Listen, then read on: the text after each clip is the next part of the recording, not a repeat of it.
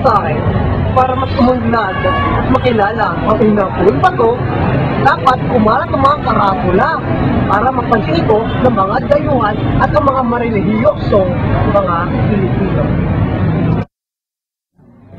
Para sa akin, para umunlad ang Inapon Bato, yung daan papunta sa Aglipay Church ay dapat lakihan. Kasi kung para pag may sarili ang sasakyan, makaakyat siya doon at maapag-U-turn. Kasi pag yung daan doon maliit, kaya pag may sarili ang sasakyan, hindi ka maapag-U-turn. Kaya dapat lakarin mo talaga.